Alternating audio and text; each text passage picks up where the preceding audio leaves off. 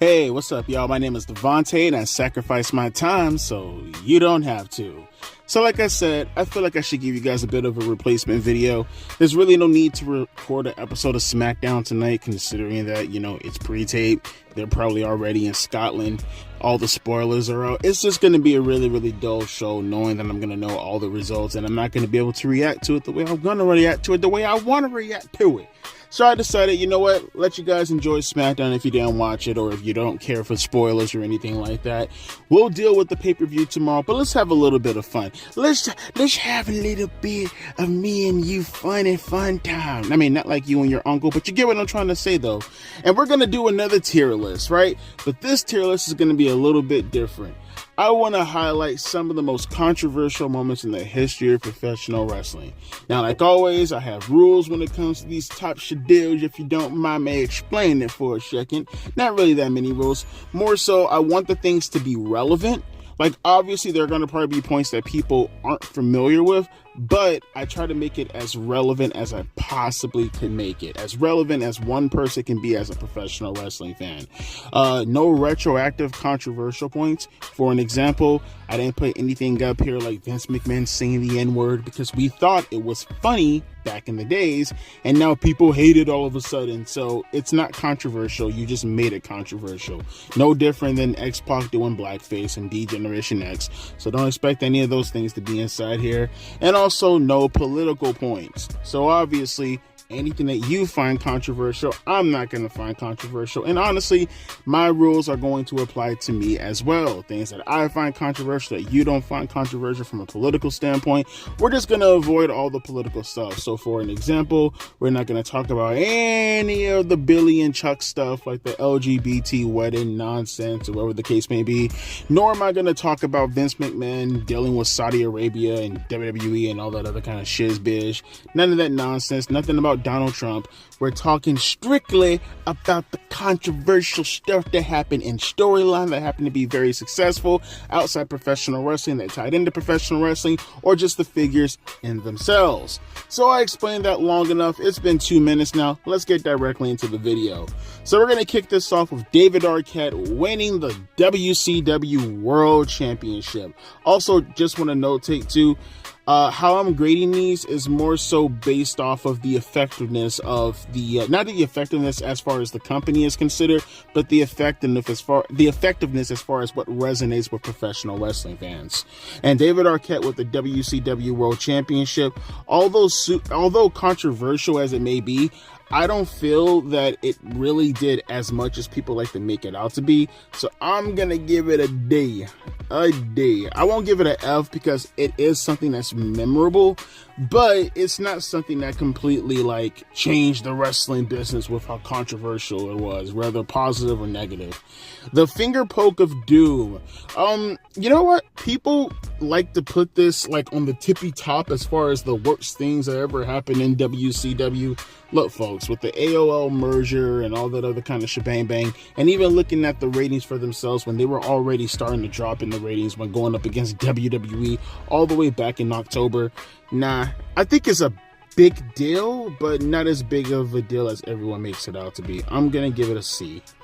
The Katie Vick storyline. Still to this day, people talk about this Katie Vick storyline.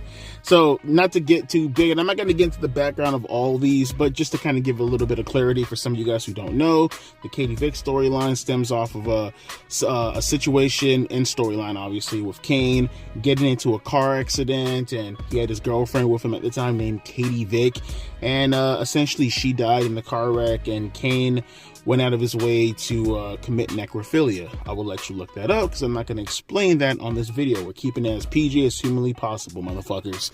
So we're going to put this one. I don't think this was I think it's controversial in the sense that it's memorable, but I don't think it's controversial in the sense that it did anything to the wrestling business. So I'm going to give this also a C. It's not really that big of a deal as everyone else makes it out to be. Sandman and Raven. Oh yeah, I forgot about this. Some of these pictures I downloaded like out of random, so I'm gonna forget some of the stuff that I actually put up here. Sandman, this is the whole crucifixion angle. You know, this angle right here, this angle almost turned Kurt Angle away from wanting to be a professional wrestler. I think Paul Heyman invited him to watch ECW and see the professional wrestling business from their perspective. And this is like right after Kurt won his Olympic gold medals, and he's seen this and he like completely was just like he walked out. Like he was so offended by it. Don't blame him. But I'm gonna give this, in the grand scheme of things, I'll give it a C. Although probably one of the most controversial ECW moments, I don't think it really had that much of a detriment on the professional wrestling business.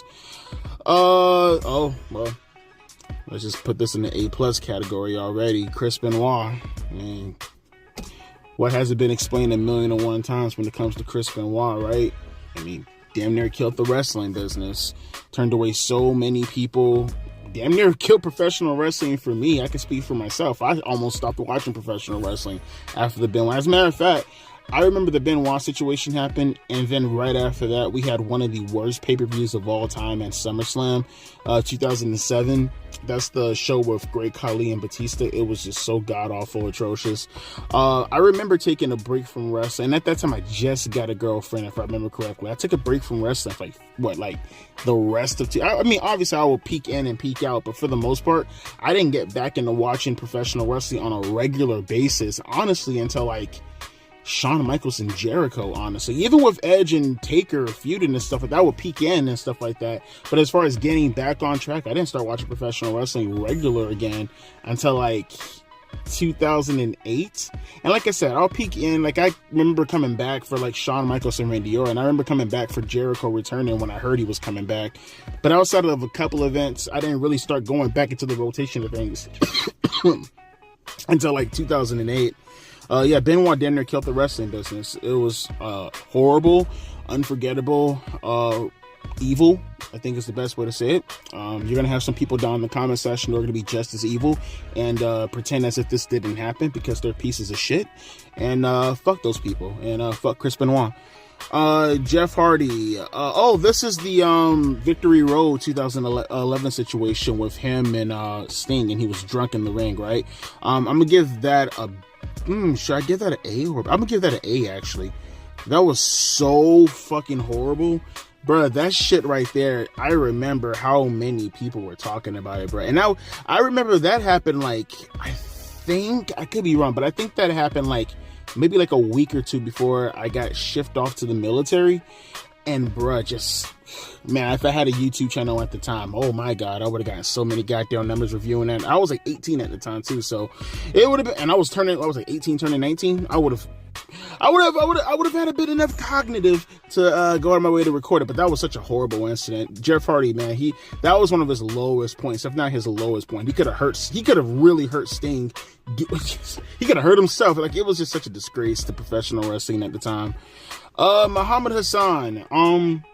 I'm talking about the Muhammad Hassan character as a whole, but obviously we're going to reflect off of the whole UPN situation with him, doing the whole terrorist angle with Taker and, the bombing of that bridge that happened to coincide with him doing that, and UPN just almost pulling the plug on SmackDown because of the entire situation. And it just sucks because, Muhammad Hassan, who's not even Muslim, I think he's Italian or some shit, his whole career down the drain for shit that wasn't even in his control. I always thought that was absolute bullshit. I would have sued the fuck out of WWE. But taking that into context, alongside his character, I'll give him a B. Just because, WWE, they were in real trouble when it came to whether or not they were going to get shut down because of that situation. And like I said, the detriment that it had on Muhammad Hassan, it was just disgusting. He didn't deserve that. He didn't do anything wrong. And, I always thought that was a piece of shit move from WWE. I hope they compensated him. I would like to ask him if they compensated him because of that. Well, you can't see it. It's kind of cut off a little bit, but this is the Matt Hardy, Edge, and Lita triangle situation. I found that was one of the first instances where, because I literally just got out of my whole kayfabe mindset probably a year prior to all this, So I was already on to professional wrestling, and I was like 13 at the time, and I had this in my mind where I was like, I'm like the Who. I won't get food again, and no. And then this shit fucking happened, and I was thinking to myself, oh fuck, here we go again. Is this shit real? I remember when fucking Matt Hardy attacked Edge backstage, and him and Lita were walking, and the camera and stuff like that. And then, like, when he jumped in the ring and he started to attack Edge, I still to this day don't know whether or not that was real. But all the implications and all the stuff that happened with that, I'm going to give this a D.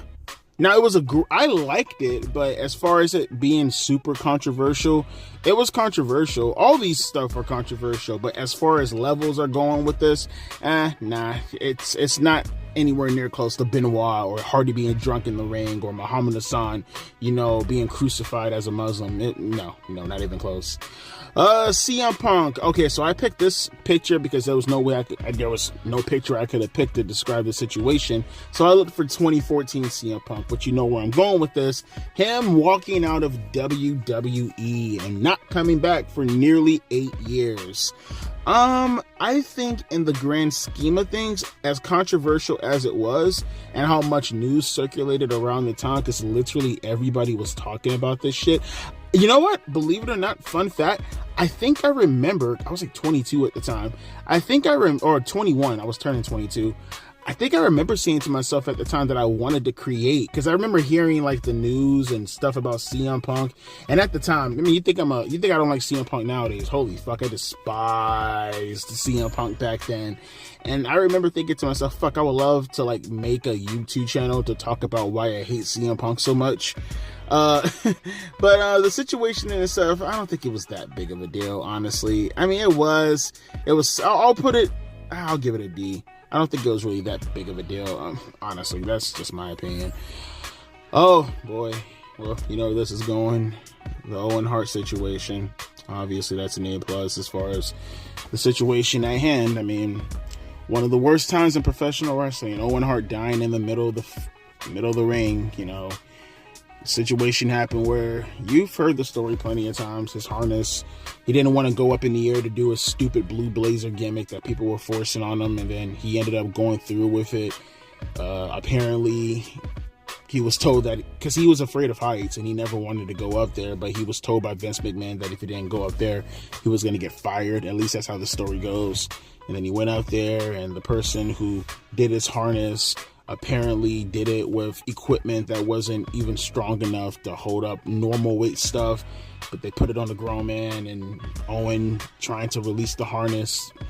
Apparently, I don't know if he did it too early or if it was just like a defect, and then, he fell 70 feet from the sky and hit chest first on the turnbuckle inside the ring and passed on. It's a horrible situation. It's a dark day in professional wrestling, and yeah, of course, that's an A+. It's one of the most infamous moments in professional wrestling history. Speaking of infamous moments, the Montreal screw job. Obviously, that's got to get an A+ too. I was actually questioning whether or not I want to give it an A, but as far as, and people are like, oh, you're going to compare that to Benoit and Owen. No, fuckers. Listen again. I'm talking about the significance as far as how it resonates with professional wrestling fans. That's how I'm judging all this. And the Montreal Screwjob absolutely resonates with professional wrestling fans and professional wrestlers alike. This shit has been emulated so many goddamn times I can't even explain it, and no one can seem to shut the fuck up about it. It's been almost 30 years, and to this very fucking day, people still talk about the Montreal Screwjob.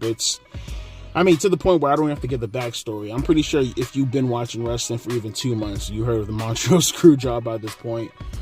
Oh, this is a little bit more recent. Vince McMahon and Janelle Grant. I think I'm gonna give that. You know what? Believe it or not, because it's the biggest news of the decade so far, right? Obviously, the biggest news of the year in 2024, but the biggest news of the decade. If for nothing else, it's because Vince McMahon is no longer the owner of WWE. You can't get any more massive than that. It's the story that took down Vince McMahon, and apparently it's going to take down more people. Obviously, I'm not going to get into the topic. I got videos throughout the channel if you want to hear my thoughts on it. Multiple videos. Like I said, I'll talk more about it when we get to the actual verdict in itself. But yeah, it's the story that took Vince McMahon out of WWE. It's the biggest story of the decade. You can't get any bigger than that. So I got Brawl Out and Brawl In right next to each other. Didn't even know I did that. Brawl Out is going to get, I'm going to give this an A. Just because of the significance that it's had as far as on CM Punk's career, for nothing else, and for what it did to AEW. I still say to this very day, it was this situation right here that sparked the downfall for AEW, and they have yet to recover from it. You know, the whole situation stemming off of the whole workers' rights promo with Heyman Adam Page, the situation going down with CM Punk shooting on him in the middle of the ring as far as that promo goes, when he was burying him. You know, then we get to a situation like this where he starts to vent all his frustrations on Colt Cabana and the Young Bucks and Kenny Omega and Adam Page, and it led to a fight backstage in the locker room with Punk and his friend Ace Steel and, you know, the Young Bucks and Kenny Omega. It was just one of the most embarrassing moments in professional wrestling history, and quite frankly, the most embarrassing moment in AEW. So of course that's going to get an A. But I mean, is it the most embarrassing moment in AEW history, or is it this Brawl In at Wembley Stadium? Should I give this an A also? I feel like the Brawl Out stuff, I feel like that resonates more with professional wrestling fans. I'm going to give this one a B, because of all the stuff that happened with CM Punk leaving AEW, but I feel like the first is always going to be the best. And with the B one, I feel like if they would have released the footage like right after the situation, I felt like that would have had more prominence. But I feel it being at a B is more than applicable. Him fighting Jack Perry at a Wembley Stadium, Tony Khan fearing for his life, eventually them releasing the footage about a month or two ago, and all the residual effects that happened after that with Punk going on Ariel Helwani's MMA Hour and Tony Khan reacting like a fucking Muppet. I got multiple videos on that too if you want to hear my thoughts on that. Let's get to the next one. Stone Cold Steve. Okay, so this one right here, I picked this photo in particular because it's multiple situations occurring all at once. This is the Stone Cold Steve Austin taking his ball and going home situation in 2002. Also coinciding with Austin being a wife beater. Also coinciding with Austin taking the police on a high-speed chase. Yes, that was a thing. I'm gonna give this one, should I give it an A or a B? Well, only because Austin wasn't gone that long, I'm going to give it a B. Like, if Austin was gone for a prolonged period of time and then came back, I feel like I'd probably give it an A. But he did come right back in February in 2003. He was only gone, well, he left like around King of the Ring, right? So he was gone July, August, September, October, November, December, January, February. He was only gone for 8 months.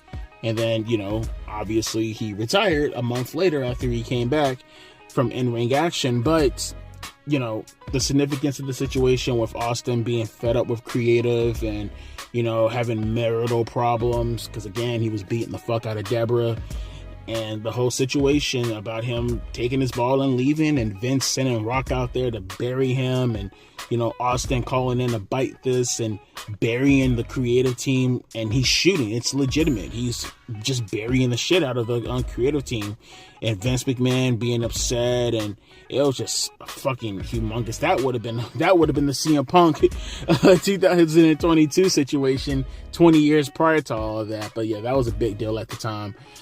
This is the mass transit incident, right? With the fuck is his name again? I forgot the kid's name. But regardless, New Jack. It was a situation where this kid wanted to be a wrestler, and, you know, he lied about his age. I think he said he was like 16 or 17.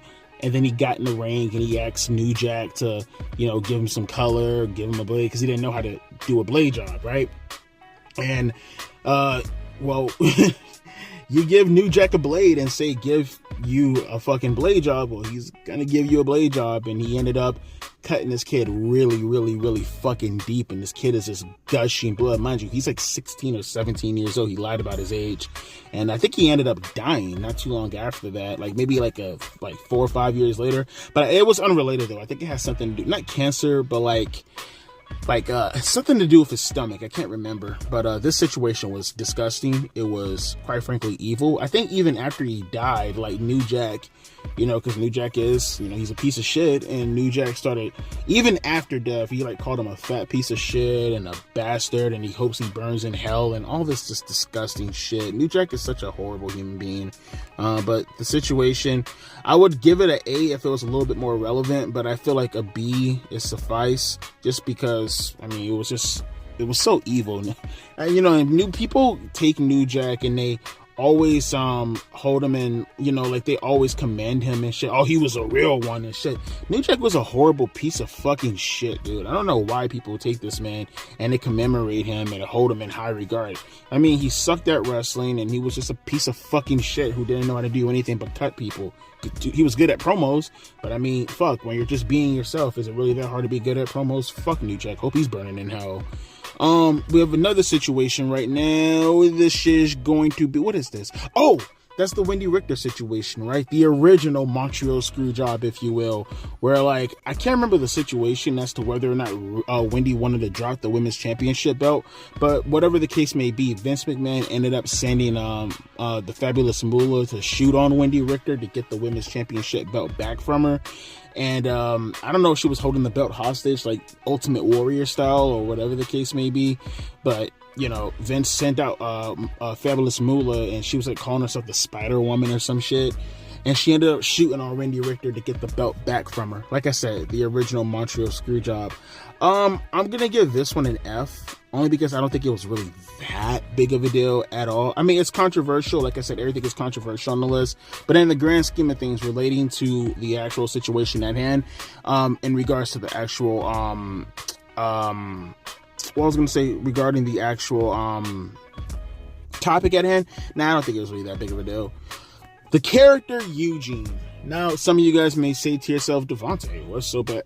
Okay, so for some of you young people out there who don't know who Eugene is, he was a mentally disabled character because WWE had balls back then and they just wanted to do whatever the fuck they wanted to do. Personally, I hate Eugene. I think he ruined all Chris Benoit, Triple H's classic matches. I think I just always hated the character. I see people talk fondly about Raw back in 2004, and I thought Eugene made Raw unbearable to watch. Like I said, 2004 for me was one of my first instances as far as like thinking professional wrestling was starting to go down the tube, if you will. And Eugene, he's a good reason as to why I looked at that situation at the time, just thought it was shit. But people on AOL, they were outraged. I remember the people in the chat rooms I was looking at the time, they were like, oh, WWE, they have no shame. They're just making fun of retarded people and autistic people and stuff. And, it was a big deal at the time. I remember reading, I forgot when I read this in middle school about cage-sized seats or something like that. And, how they said I forgot his name. What's Eugene's real name? Nick Demore, something like that. I can't remember. How he was uncomfortable with the character and how he would just rather go out there and wrestle. Because Eugene can wrestle. He can wrestle. Like Chris Benoit, fucking technical wrestling. Go check out some of his OVW stuff. But it was controversial at the time. People still think it's controversial right now. But I never really thought it was that big of a deal. I mean, fuck Eugene, the character. But like, as far as what it has to do with WWE, I don't think it's that big of a deal. Jim Cornette, still currently going on at the moment. Gotta use him as a controversial figure because, well, it's Jim Cornette. What more can I say? Dude speaks his mind. He buries who he wants to bury.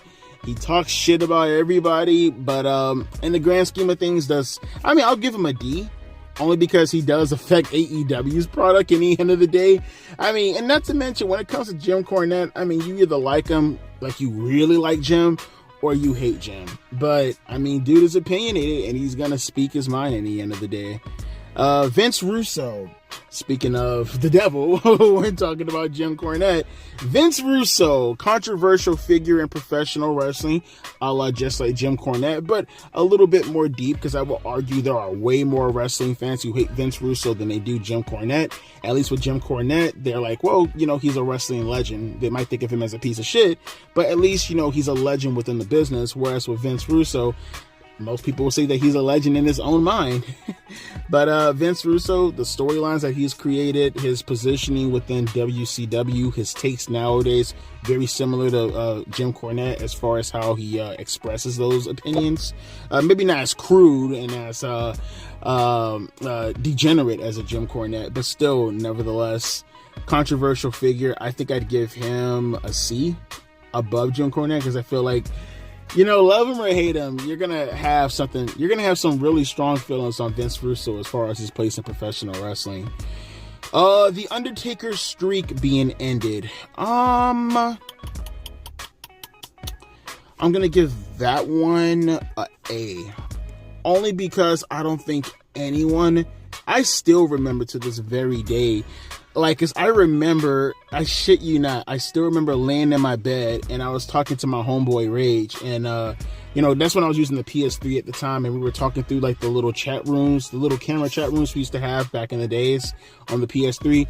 I still remember laying in my bed, and I think I was vaping at the time also. That was when I was staying with my grandmother. I left like a year later, but I was at my grandmother's house and I was laying in my bed and I was vaping, and I was like, man, we already know, because I was saying to myself, this Undertaker and Brock Lesnar match, bro, it had no heat behind it whatsoever, and I remember being upset about it, like who the fuck cares about this? It's just another match for Taker to win. And then, like, because Rage, he lives in New York City, I still remember this, he got the feed before I got the feed when we were watching the network together. And he was like, oh my God. And I was like, what? And then like 5 seconds later, because I see Taker getting pinned, and when he said, oh my God, Brock was pinning Taker, but like he was hitting him with the F5 where my friend Rage was like, oh my God. And I was like, what do you mean, oh my God? And then Brock went for the pin, and I was like, no way. And then he pinned Taker, and I was like, oh no. Everybody, I'm pretty sure, expressed the exact same feelings, and it was unforgettable for sure, just because for me it was more so that it caught me by surprise. If anything else, it's not so much that he lost the streak, that in itself is already bad, but that's like second. What's number one for me is there is no booking decision in the history of professional wrestling that has caught me off guard as hard as the streak was, because it was such a shitty build that I just assumed that Taker was just, you know, having a match just to have a match, and then Brock pinning him, it just caught me by surprise. And still to this day, I think it's top 3 worst booking decisions in the history of professional wrestling. I'd have to think about if it's number 1, but it's for sure my top 3. I absolutely hated that decision at the time, and still to this very day, still dog shit, and they still have yet to use his resources in order to explain how the fuck that made any sense whatsoever. It was still a dumb dick decision then, and it's a dumb dick decision now. The 9/11 situation. Now you guys may ask yourself, Devontae, what's so controversial about the 9/11 situation? It's not the 9/11 stuff in itself. Okay, so there was a part in the show, and I think some of you know where I'm going with this, where Stephanie McMahon was like being interviewed, like giving her thoughts on 9/11, and this silly bitch, yo, I mean, when you're younger, you don't really care, you're just watching it for what it is. But when you're older and then you go back and you watch this and you say to yourself, what in the fuck were you thinking? Stephanie McMahon compared Vince McMahon's troubles with the law to people who died in 9/11. It was, bro, that is going to get, I think in the grand scheme of things, it didn't do anything to professional wrestling, but because of how absurd it was, I'm going to give it a C. That was one of the most corniest, one of the most lamest, one of the most disrespectful, disgusting fucking things I've ever heard. I would pay someone at that time to slap the shit out of Stephanie if I was there, bro. That was so fucking horrible. That was just disgusting. And she got called out for that shit. You know, it was circulating around the news at the time because it was just such a stupid fucking thing to say at such a sensitive time. That she because you guys don't know this, but WWE, they were the first ones in entertainment to act on the 9/11 news, because it happened like, what, 2 days afterwards? I can't remember the day in particular. Well, Thursday. So it happened, I think 9/11 happened on a Tuesday. No, someone can correct me if I'm wrong. And, you know, because I know in 9/11 for me, I still remember where I was at when I was in art class, and like the teacher, I was in 4th grade at the time, and my teacher, she's like, and she turns on the TV, and all the kids, we're like watching it, but we're not really understanding what the fuck is going on. And then you got one of the security guards, he came inside my classroom, and then he's like watching it with my art teacher, and then like a second plane hit the building, and then everybody else they went outside, and then everybody went to the cafeteria and shit like that. It was fucking crazy. I don't know. I didn't know what the fuck was going on. The way they made it sound, like I thought I was gonna die. Like, what the fuck? Are they gonna come here and they're gonna blow up the school? What the fuck is going on? But yeah, stupid fucking comments from Vince McMahon and Stephanie. More in particular, Stephanie, though. Eddie Guerrero. You're probably asking yourself, what the fuck did Eddie do? Eddie didn't do anything. It's his death that's the controversial part.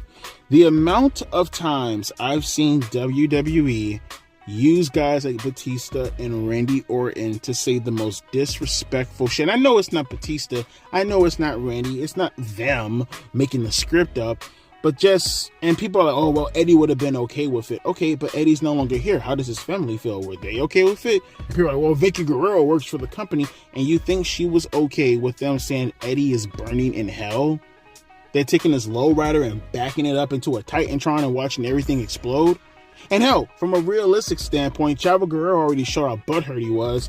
But I will say, and I think I said it at the time when I buried Chavo last year, when he started talking shit about Rey Mysterio, talking about, oh, he's just a leech off of the Guerrero's name. He's not wrong in them using Eddie Guerrero's death as a validation to push Rey Mysterio. And honestly, you don't have to like Chavo Guerrero, but that's got to be a huge slap in the face to use someone, even if it is one of their best friends, to use someone outside of a family to justify their push on behalf of your uncle. That's, I'll give that. It's not that bad in the grand scheme of things. I'll give it a D because it's not really that bad. But at the same time, it is controversial. So, well, this is probably... I didn't do anything to the business, but because of, what the implications were behind it and just the fact that he got away with it all the way up into death, the Jimmy Snuka and Nancy Argentina stuff, him obviously murdering her. Oh, Devontae, it's not proven in court. Shut the fuck up, dude. Get the fuck out of here. So Vince McMahon walks into the police station with a briefcase full of money and then walks out and tells Snuka it's done. Oh yeah, fuck yeah. No, he totally didn't do anything. He definitely didn't, he absolutely didn't murder Nancy. Yeah, sure. Okay, cool. And how long is your neck? Because I want to know how deep do you get underneath the fucking surface, dude?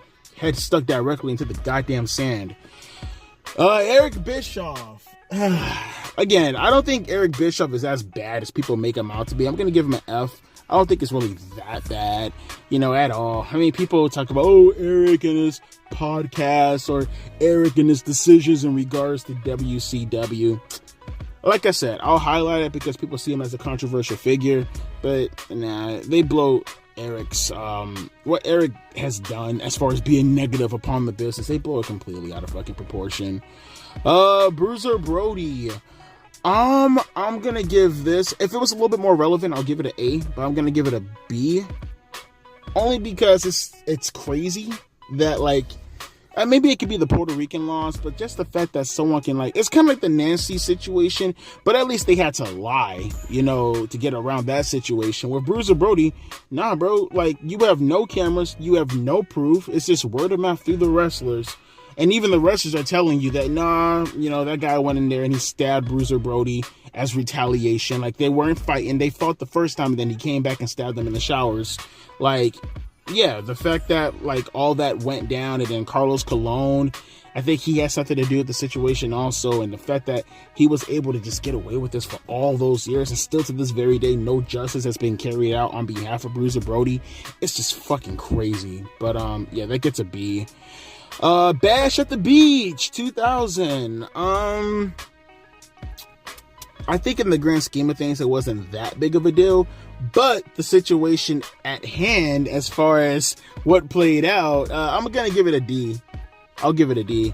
I don't think it was that big of a deal, but Hulk Hogan So this is the reason why WCW, this is the reason why this place is in the damn shape that it's in right now. This is bullshit. This is bullshit. We'll get to that later, by the way. But yeah, just Vince Russo coming out and burying Hogan, and Hogan and Eric Bischoff getting off the plane and their phones blowing up and realizing that Vince Russo went behind their back and buried the fuck out of them. Just good shit all around, man. I just, the whole situation is so fucking absurd. And then them trying to take it to court and the judge laughing the shit out of the building because he's like, motherfucker, this is fake. This is wrestling. Not knowing in reality that, yeah, it's fake because it's wrestling. But, the defamation of the character of Hogan, which is bullshit. It wasn't really defamation. It's such a blurring of the lines, man. I don't know. But the judge did laugh it out of the court. But this is part of the dying days of WCW. Speaking of WCW, staying with them, some of you guys might know this, some of you guys might not. This was controversial at the time. The Four Horsemen parody, where so Arn Anderson retired from professional wrestling because he had multiple back injuries, right? And the Four Horsemen, the parody of the Four Horsemen, it was like Conan and X-Pac and Nash and maybe Mr. Perfect. I can't remember the last person. They were like out there and they were making fun of Arn Anderson and mocking him and making a joke of his legacy right after his him learning that he had to retire because of the back injury. And like Arn backstage, I heard he said he wanted to get a pipe and beat the shit out of Kevin Nash. Like he really took that shit personally, and a lot of fans found it to be really disgusting. They thought it was like how can you mock a man who just retired from back injury? Like at the time, right now you probably wouldn't say anything, but at the time, people are like, oh, Kevin Nash has only been in the business for a couple of years. X-Pac, who the fuck is he? Who are these jokes to make fun of the legendary Four Horsemen? People were outraged. But I'm gonna give that actually a C. If you only knew the outrage behind that promo at the time, bro, it was fucking crazy. Go watch the Wrestling Roundtable to get more clarification as far as what I'm talking about. It was fucking crazy. Medusa, Alundra Blaze, throwing the title. I'm gonna give that an A. Just because, maybe a B. Yeah, probably B. I don't see it as scandalous as the other things. I mean, it was one of the first shots fired. I think people say to themselves, it's just the women's title. Who cares? It's not so much that it was the women's title as much as it was like one of the first shots fired at WWE, like so blatantly. They took one of their belts, even if it is just the women's championship belt. It's just the principle. They took one of their belts and just threw it in the trash can in the most disrespectful fucking manner. Yeah, that was pretty bad. That was pretty. I'm gonna give that a B. And everybody, it's probably one of the more replayed things in professional wrestling. You see it at least once every year for the most part, right? Especially in discussion about WWE and WCW, or even the Attitude Era in general, or the NWO. But yeah, it gets a B. Now you guys probably look at this picture like, what the fuck is this picture? This is the plane ride from hell. Because of how detrimental it was to so many people's career, I'm going to give it a B. To the point that 20 years later, it still damn near got Ric Flair fired from AEW because of the shit that they did. With Brock Lesnar wrestling and Mr. Perfect, Dustin Rhodes or Goldust going into the intercom and professing his love for Terry, fucking Ric Flair committing sexual assault, I guess, wiggling his dick around in front of the flight attendants. And what else happened? Fucking was it Doc Hendricks, Michael PSA's, he got his hair cut off or something like that by, I think, X-Pac or JBL or some shit like that. It was crazy. Scott Hall being drunk as fuck and having to leave the airplane on a wheelchair. So many people got fired at that time. They made an embarrassment. Can you imagine Twitter if the plane ride? Can you imagine Twitter existing in 2002 if all this shit went down at the time? It was just a crazy event. It's crazy. Vince McMahon's Kiss My Ass Club. Yeah, you know what? Did I put the other picture up here also? No, I didn't. I don't think I did. I'll reflect on it in the end of it, just in case I did and I don't remember. But the Kiss My Ass Club was, when you're a kid, you laugh at it and, you're like, oh, look at the old man having people kiss his ass. But when you get older, yeah, it's pretty disgusting. And it's so fucking suspect. I mean, here you see Trish, but like, you got grown ass man kissing your ass, bro. What the fuck is wrong with you, bro?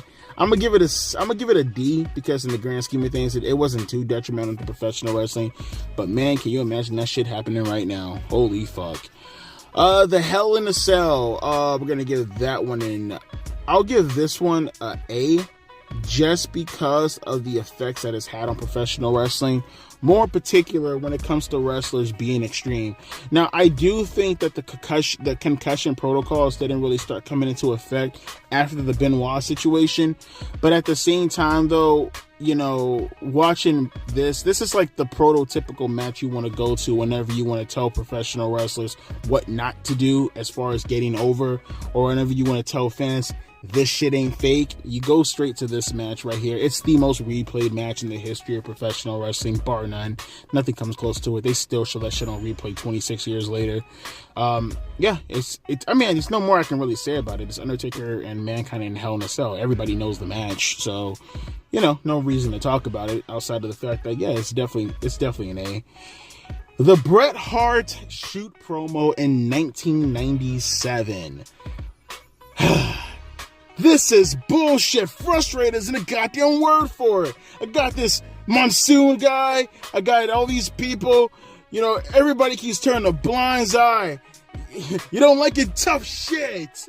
This shit was awesome because it was worked in the sense that like he was trying to blend it into the Stone Cold Steve Austin stuff, but obviously this was a shoot because of how Bret really felt about him being replaced by the likes of a Shawn Michaels, and now he felt that he was being pushed down the card in response to Shawn Michaels, and he didn't really take that too well. He didn't take too well of the direction the company was going into. He didn't take too well about Shawn Michaels replacing him. He didn't take too well about his contract being debated a few months later when he thought to himself that he was in the clear.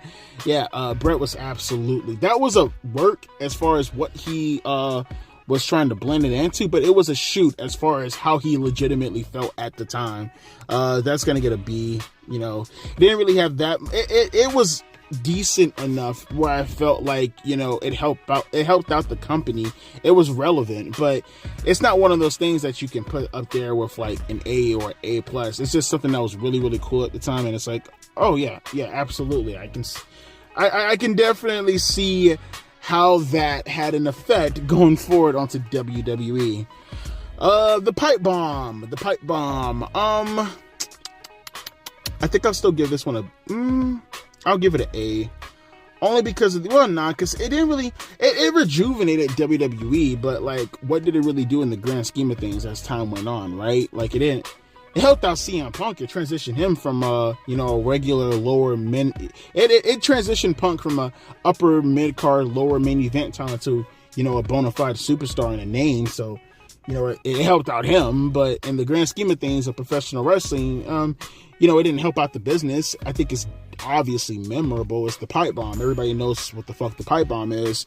But, CM Punk cutting that promo, I still remember to this very day, when he did all that. I was in the military at the time, and I literally just got out of boot camp like probably 2 or 3 months prior, and I was in my AIT inside my dorm, and watching it, it was crazy. I don't think I watched it live, actually, believe it or not. I think a buddy of mine's, I think actually a first sergeant, because he was a big wrestling fan, I think he told me about it, because I think I was getting ready for PT at the time, and I remember going back and then watching it on my laptop and just like, I was confused. I was even at 19 at the time he got me. I was confused. I was asking myself, is this shit real or not? So, kudos to CM Punk. He got the product hot for a minute. But, when it comes to professional wrestling, generally speaking, I just helped out him. Not professional wrestling, so it should have, but it didn't.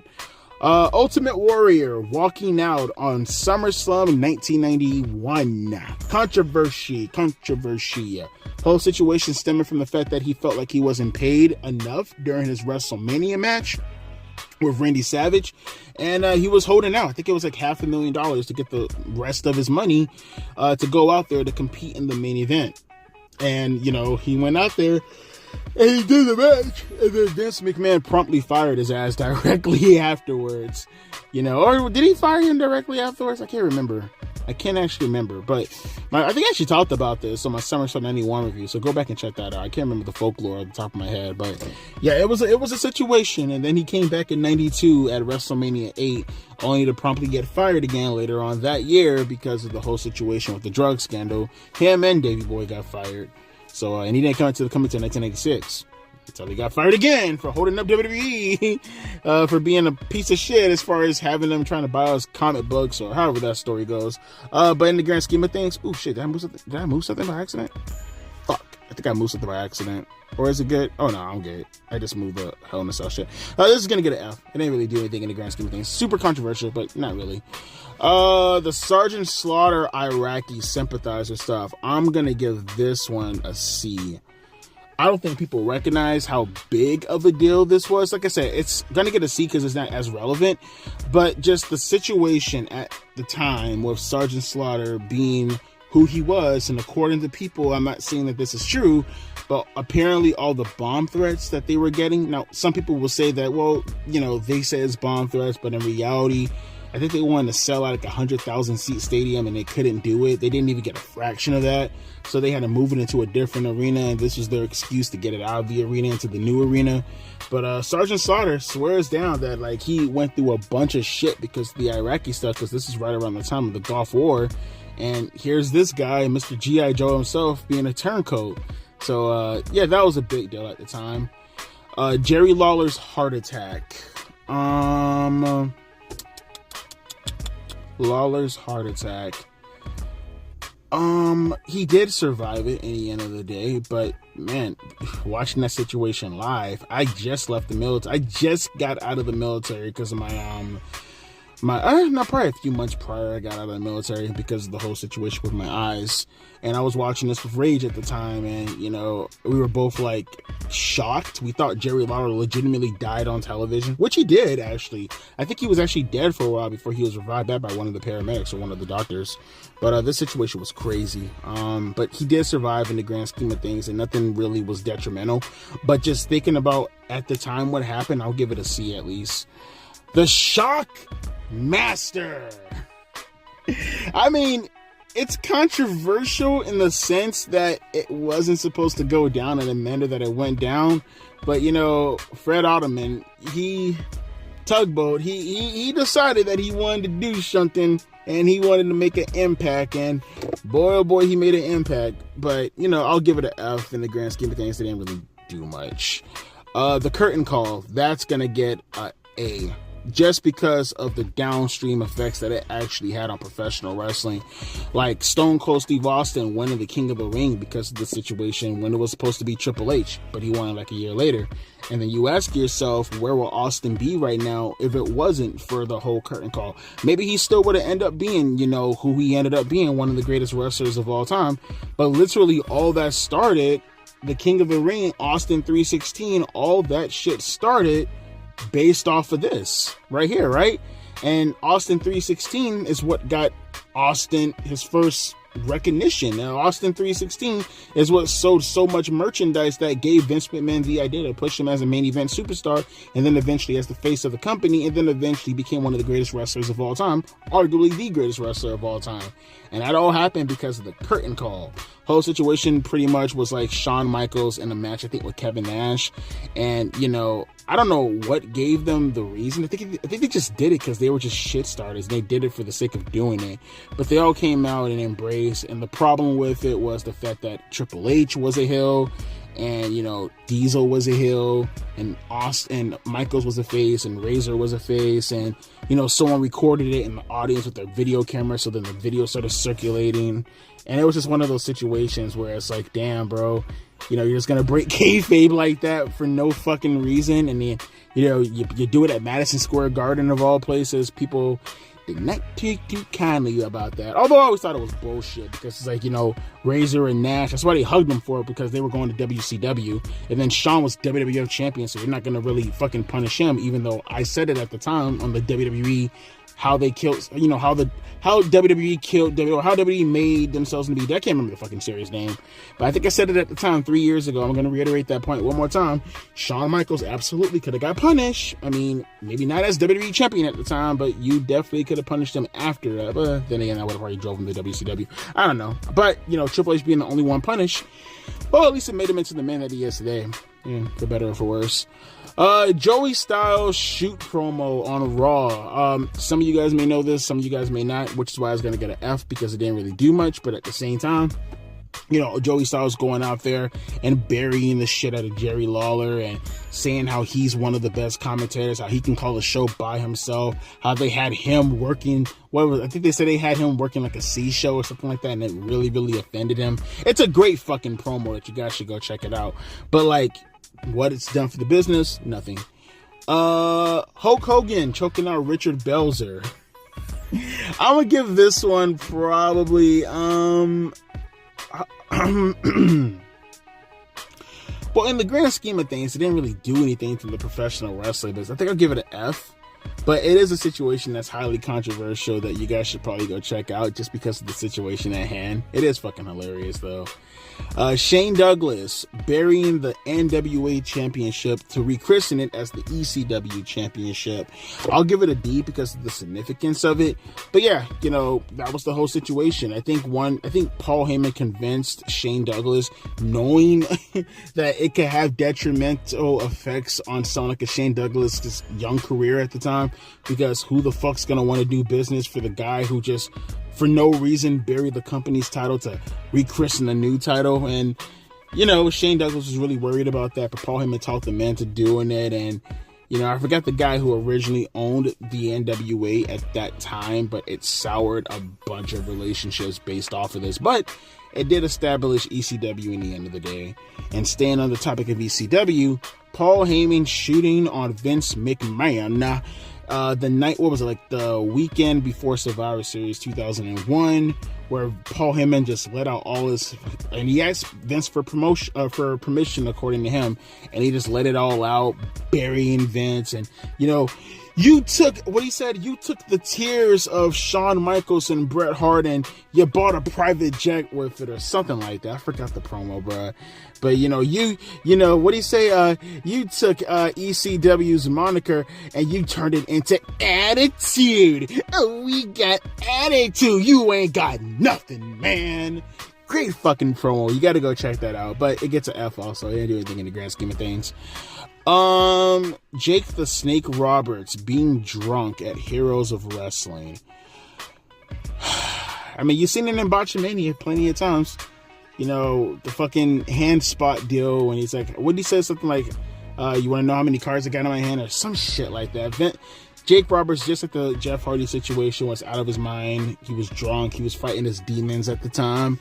And he decided to make a complete ass out of himself on his Heroes of Wrestling, which, I mean, Heroes of Wrestling made an ass out of themselves as is, because of the event in itself being a complete and utter failure and an embarrassment to professional wrestling. But it didn't do anything in the grand scheme of things, but it is memorable, so I'll give it a D at least. Ashley Massaro. And you know who I forgot to put on this? I can say this outright. I forgot to put Daphne up here. I would have loved to put her up here. If she was up here, I would have given Daphne a C just because of the situation. But Ashley Massaro, similar situation. One can argue a little bit more horrific, because at least with Daphne, you know, it was more of a situation that, you know, she was becoming mentally ill, or was already mentally ill, and it was exasperated by taking as many bumps as she took without any help from TNA. That wasn't a fart, that was my chair, by the way. Even if it was a fart, though, fuck you. But with Ashley Massaro was a hell of a lot more horrific, because as we learned a couple of months ago, you know, her going to a base and maybe getting raped. I mean, it's alleged at this point, so we don't know, but apparently getting drugged up and being in a catatonic state and then being raped, and having everybody in the company tell you that, hey, you weren't raped, and gaslighting the shit out of you, and then eventually just telling you not to say anything because you don't want to hurt any sponsorships, and then her holding on to that for so long, and the way her life ended up because of the whole situation with Matt Hardy and the relationships, and it ended in a horrific tragedy with her taking her own life back in 2019. And it's a very tragic story what happened to Ashley Massaro. And I'll give that a B because of the significance of it. But yeah, it was just horrible. It was a horrible situation that did not have to end up the way it ended up. Speaking of horrible, and another tragic situation, Pedro Aguayo Jr. You might know that name or you might not know that name, but I'm pretty sure you know the situation. Incident happened back in 2015. It was like a multi-man match, a trios match or something, and Rey Mysterio was in the match, and he ended up, setting up Pedro for the 619, and he set it up with a drop kick. And when he drop kicked him, Pedro went into the middle rope, and he gave himself a whiplash, and the whiplash was so severe that it severed his spine and his neck, which induced a heart attack, and eventually it killed him.